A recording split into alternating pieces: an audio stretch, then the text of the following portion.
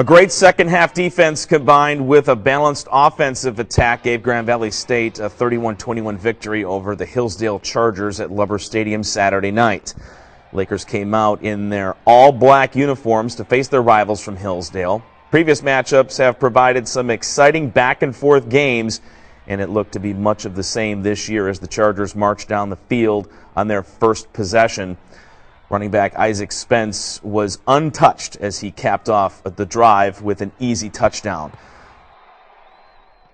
Lakers had to punt on their first drive, but that put Hillsdale with their backs to their own goal line when Brandon Green downed the ball at the 1-yard line. With a defensive stop and good field position, Heath Parling took over and hit Jamie Potts for a 17-yard gain before Chris Robinson plowed in from 6 yards out to tie the game.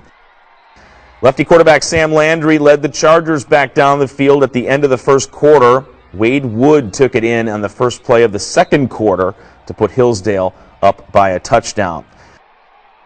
Grand Valley came back with a 33-yard run by Robinson and a 27-yard pass to Brandon Green. This set up a Michael Rattay 1-yard touchdown to tie the game back up at 14. Hillsdale used a fake punt and some offensive trickery in an 11-play, 67-yard drive to end the scoring for the first half. Landry took it in on a quarterback draw play. The rain picked up in the second half, but it was no stranger to the Lakers. Grand Valley's first second-half drive included another big pass play to Jamie Potts, but Chris Robinson was stopped just short of the pylon, and the Lakers attempted a fake field goal. Jeff O'Brien fumbled as he was looking to lateral at the goal line. Hillsdale got possession, but was stopped with a 3-and-out. Heath Parling hit big play receiver Brandon Green on a 49-yard bomb to the Hillsdale 10. Michael Rattay ran it in from 10 yards out to tie the game at 21.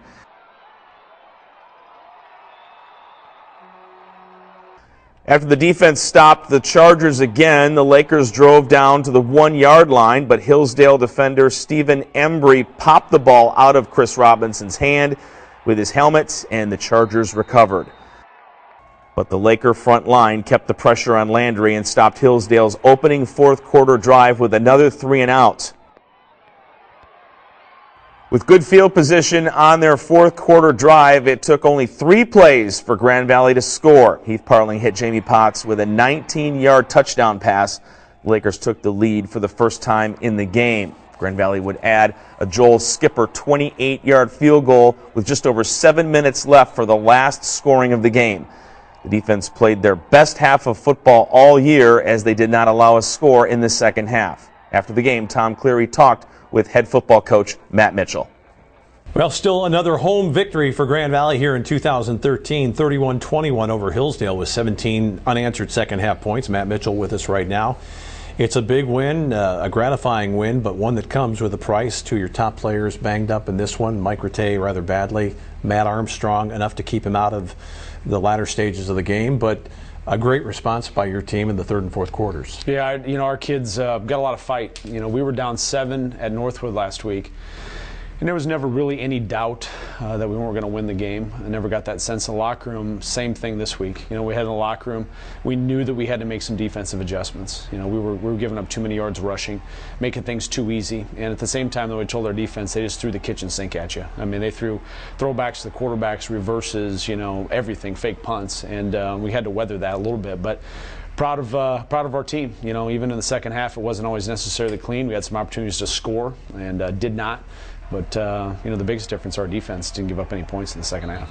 You've been able to move the ball offensively, regardless of who's playing quarterback, most of the year. You've been able to run the ball effectively with that good offensive line. 2 100-yard rushing performances in this game today, and yet. The guy who kind of stands out really for Grand Valley in this one for me is Jamie Potts, coming up with some big balls and numbers from a tight end that we really haven't seen around here in quite a long time. Yeah, I thought they were doing some things. We did get off one big pass play to Brandon Green, but they're kind of doing some things to Green, and we were able to take advantage of Jamie Potts on especially the second half, some intermediate type routes, and get him the ball. And so it was good to see him have a big game and kind of step up for us. And for me personally, having Heath Parling back under center was huge for this team. I think you could see that on the field.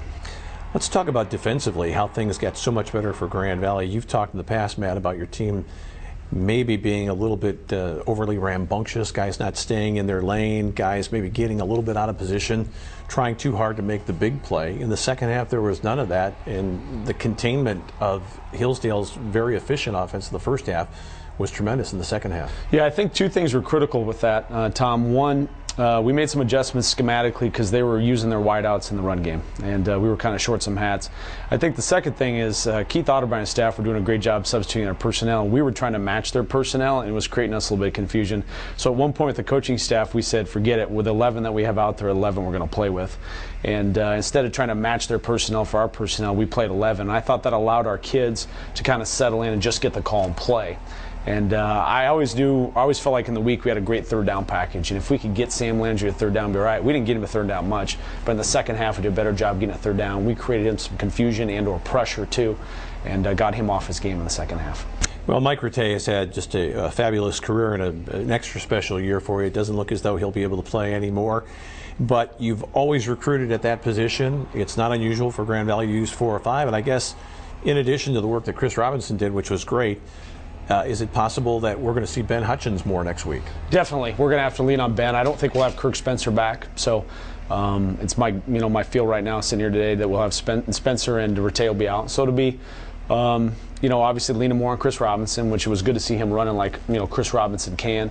Ben Hutchins, and then we'll probably use Terrell Dorsey too, a redshirt freshman. He's been looking good in practice. Now it's his time to probably step up and help his team out. And how about giving a shout to a guy who I thought did a great job for you throughout the game, but changed positions midstream, Connor Gould.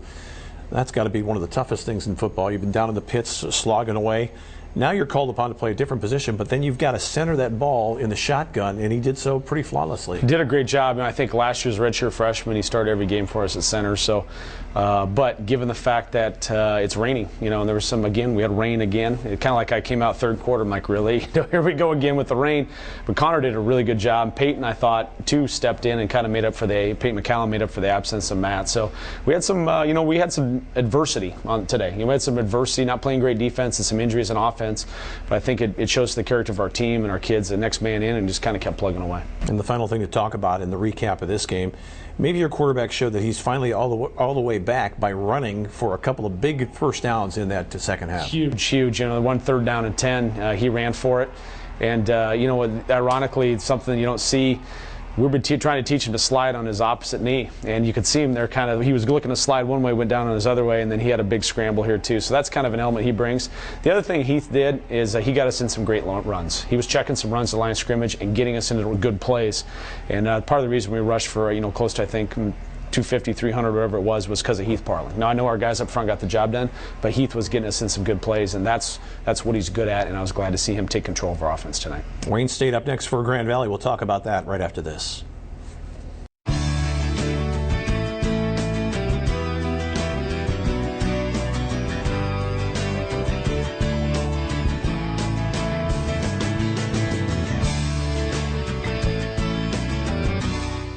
Well, Grand Valley has had some problems this year on the road. Certainly things went better in the last road game at Northwood, but still, Matt Mitchell, a big test on a big stage in Detroit next week against a Wayne State team. That's a program that's been much improved over the last decade, certainly the last 5 years. What can we look for in that game? You talk about it's on the road and it's a noon start. We're going to have to adjust to that. We haven't played necessarily well in those time frames. That was the team that went to the national championship 2010. Not too far removed from making that run. So defensively, they always had some athletes and very active. I think what's happened this year, based on me looking at statistics, they've had trouble sorting out who their quarterback is. And in fact, the game that they played against Ferris had 3 different quarterbacks play. So we've got to try to figure out who's going to be in there and what we got to do. And we're at that point in time where it's kind of pseudo playoffs. You got to win them. We got to win them. And so we'll get the pieces of the puzzle, see who's injured, and get back to work here. We got a two game series coming up with Wayne and Saginaw. The first one's Wayne, so we got to go over to Detroit and play well. Defensively on the road, your best game was against Northwood, obviously. Maybe not the best team that you played on the road, but what are some of the other things that your team did that you've been able to analyze from that game at Northwood that will help make you a better road team against Wayne State? Well, we had a great approach to our travel, and I'm going to lean on that. The way the kids approach things from the meetings and the walkthroughs and everything, we had an excellent approach, so I'm going to lean on us to do that again. Even though maybe the product wasn't the greatest at Northwood, the process still felt good. You know, the process felt good to our team. So that would be the first thing. I think the other thing is we're taking care of the football and doing a good job. Now, we had one costly turnover tonight, but other than that, our running backs have been doing a good job with ball security. So when you go on the road, you can't turn the ball over and play great special teams. We got to do that. Our special teams improved tonight, came up with some plays. We need to continue to improve in that area and give our team a chance to win on both sides of the ball. Wayne State up next for Grand Valley. The Lakers, though, with the home win over Hillsdale, 31-21.